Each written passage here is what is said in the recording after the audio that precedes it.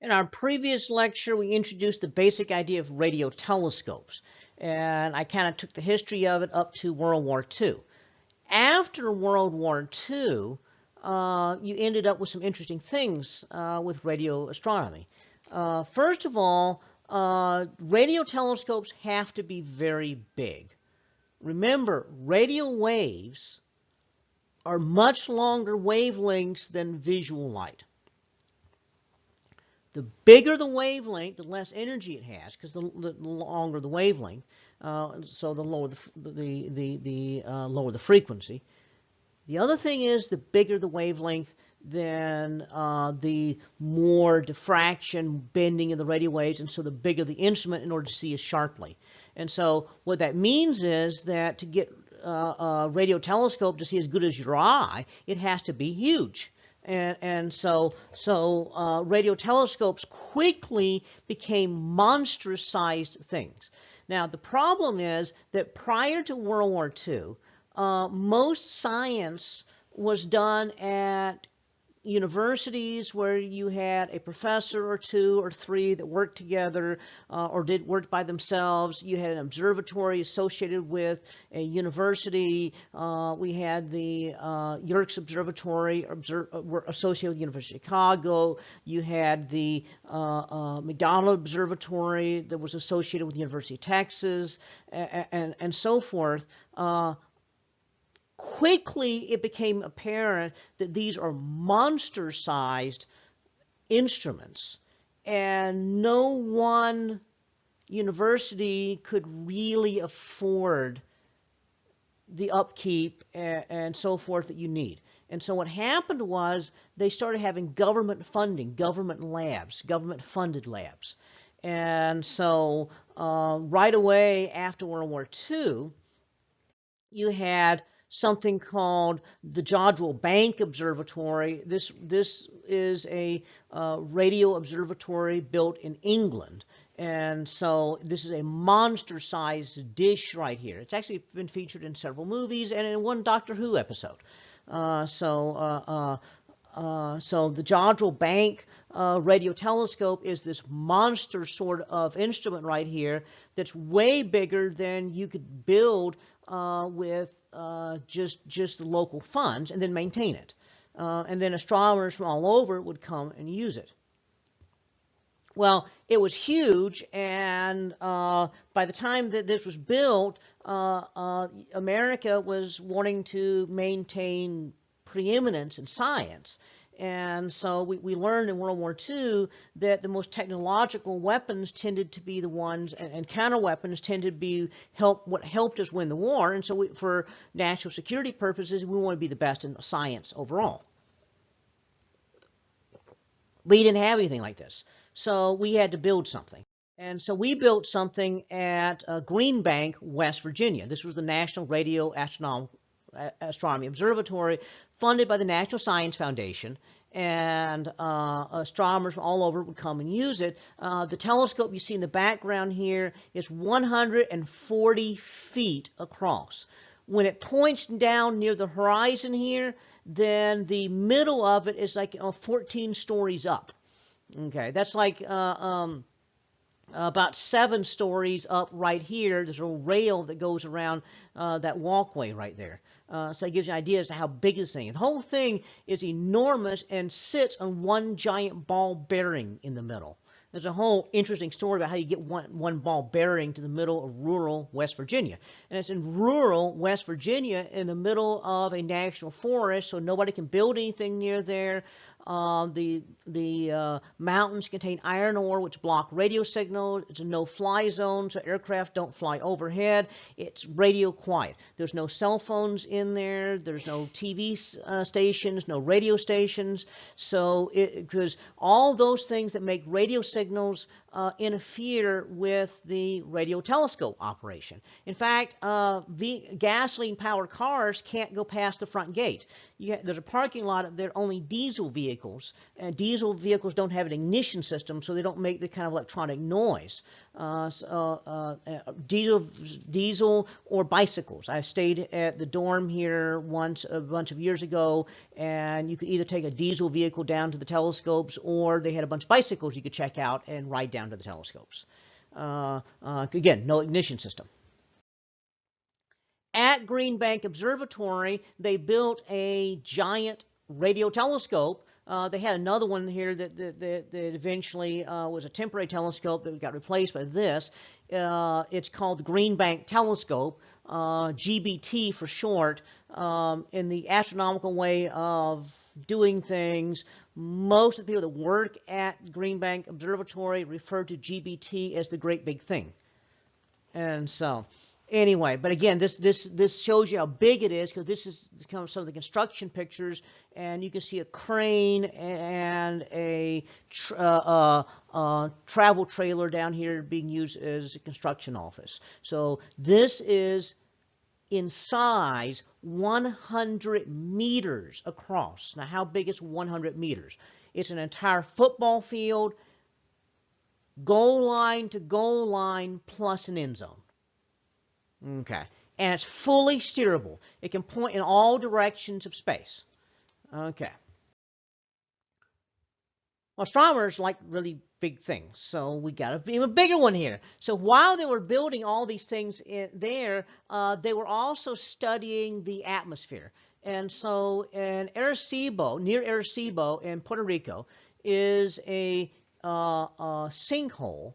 And what they did was they put a big reflector in the sinkhole, and they put a giant transmitter up here that bounced signals up into the ionosphere. So technically, this was the ionospheric lab, and it was operated with the University of Chicago, and also with NSF funding, and was 305 meters in diameter. How big is 305 meters? Jerry Jones World would fit inside of here. Okay, the whole thing, plus parking lot. Okay, so then they say, well, wait a minute. When it's not transmitting, we can use it as a receiver. And so we can instead of transmitting, then what would happen is we just turn everything off, and radio signals will hit this reflector and then come up and be focused up here. And so, but it just looks straight up. Well, sort of it looks straight up. The dish is kind of like, is a spherical shape, so it's kind of like the Hobby-Eberly telescope. So the detector, you can move back and forth, and this is suspended 400 feet above the surface. So when the detector is on this side, that part of the dish is reflecting radio signals from over there. When the detector is moved over to the other side, that part of the dish reflects from over here. And so you can actually not just look straight up from Puerto Rico. You can look a little bit side to side, but it's still mostly up in Puerto Rico. But this is an enormous facility right here. For the longest time, it was the world's largest and most sensitive telescope. Was actually, however, was slated to be shut down just a couple years ago after the hurricane. They were actually financially, they were not getting as much funding as they needed to keep it up. And after the hurricane went through Puerto Rico, they were talking about just closing it down. What saved it was actually politics, and that was because China was building one even bigger, and we didn't want them to be the sole operator of a giant radio telescope. So they've actually built one now that is 500 meters across. It's spherical aperture, so it's called the 500-meter aperture spherical telescope, or FAST for short. It's 3 times more sensitive than Arecibo, and is now operational. And so here's kind of a graphic showing the size of Arecibo compared to the size of FAST. Okay. Not all radio telescopes look like radio telescopes. Some of them just look like plain radio antennas. And so this is an example here of a radio antenna right there.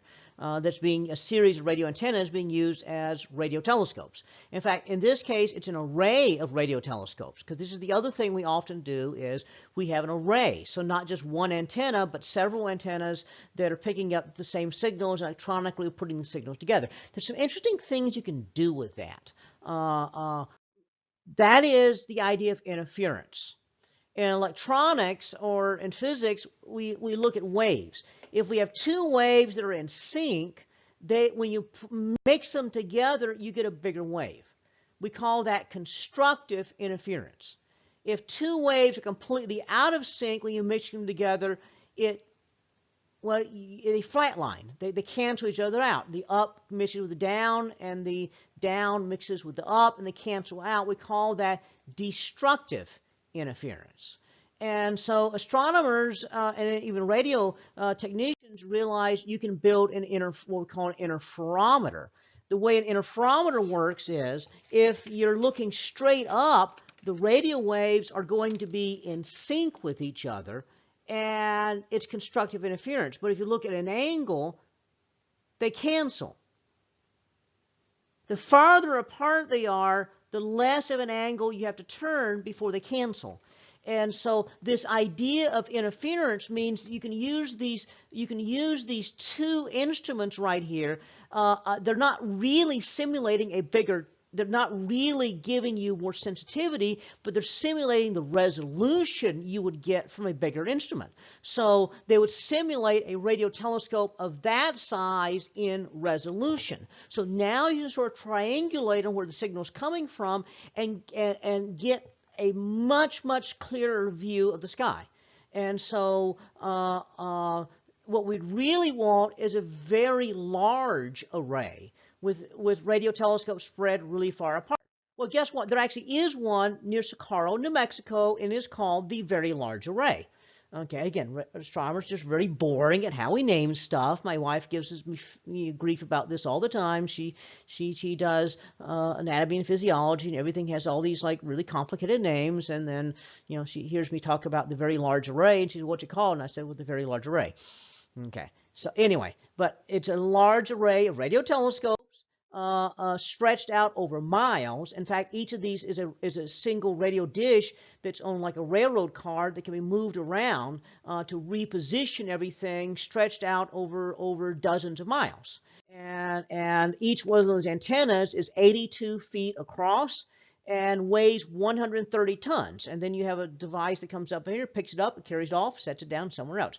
And that's actually me in that picture right there.